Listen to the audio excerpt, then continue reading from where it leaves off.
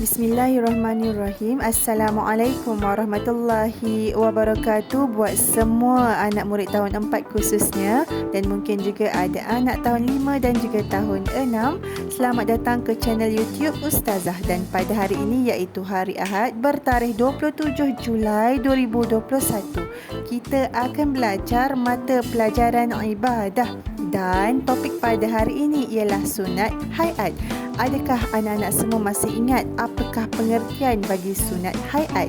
Sunat hayat ialah jika kita tinggalkan, maka kita tidak perlu ataupun tidak disunatkan untuk sujud sahwi.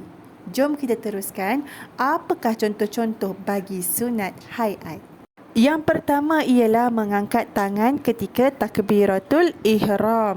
Ustazah, apakah itu takbiratul ihram? Takbiratul ihram tu yang selepas niat kan kita akan angkat tangan dan kita sebut Allahu Akbar.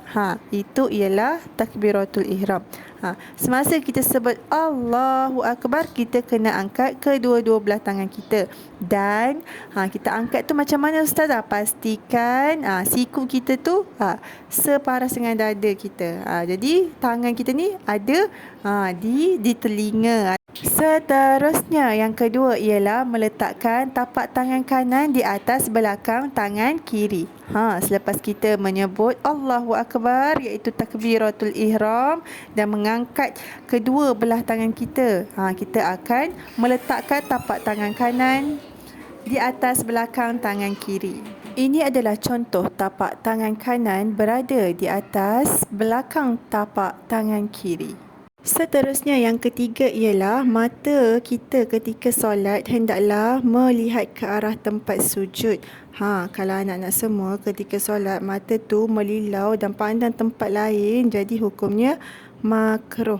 Dan seterusnya, yang keempat ialah membaca doa iftitah selepas takbiratul ihram. Anak-anak kena ingat, selepas kita niat solat, kita angkat kedua belah tangan dan menyebut Allahu Akbar, iaitu takbiratul ihram, dan kemudiannya kita baca doa iftitah. Jom sama-sama baca. Allahu Akbar kabira walhamdulillahi katsira wa subhanallahi bukratan wa asila. وجهت وجهي للذي فطر السماوات والأرض حنيفا مسلما وما أنا من المشركين إن صلاتي ونسكي ومحياي ومماتي لله رب العالمين لا شريك له وبذلك أمرت وأنا من المسلمين. Seterusnya, membaca isti'azah, iaitu lafaz A'udzubillahi minasyaitanirrajim pada tiap-tiap rakaat. Anak-anak tahu tak apakah maksudnya? Maksud A'udzubillahi minasyaitanirrajim, aku berlindung dengan Allah daripada syaitan yang direjam. Dan seterusnya, sunat hayat yang keenam ialah menyebut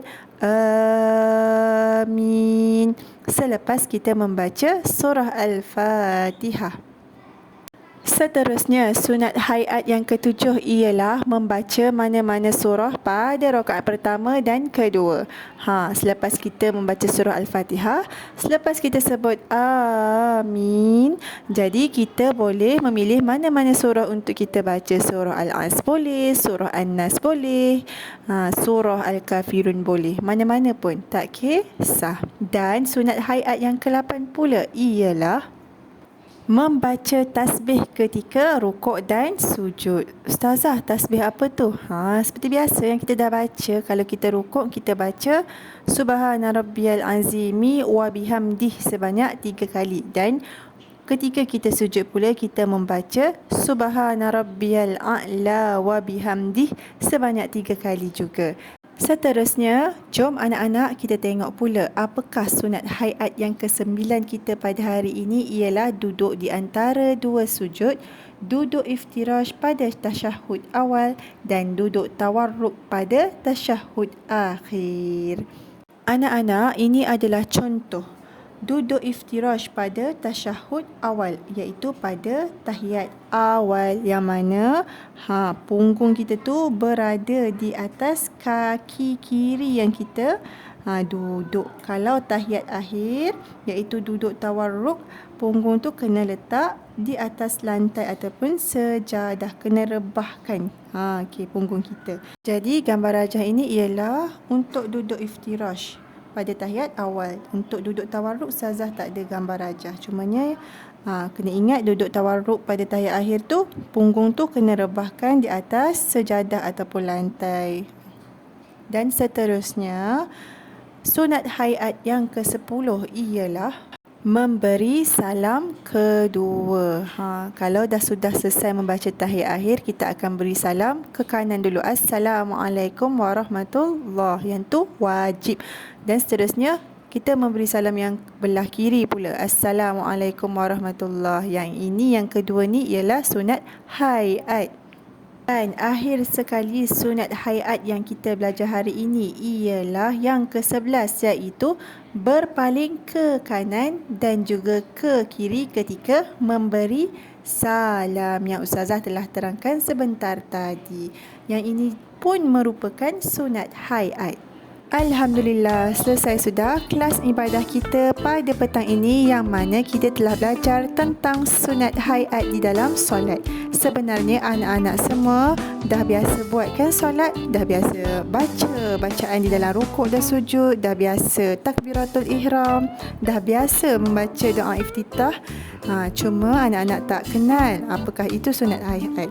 Jadi dengan pembelajaran tentang sunat hayat hari ini, maka saya harap anak-anak semua mengenal ini ialah contoh-contoh sunat hayat yang mana jika tertinggal ataupun ditinggalkan, maka tidak perlu ganti dengan sujud sahwi. Sekian sahaja daripada ustazah.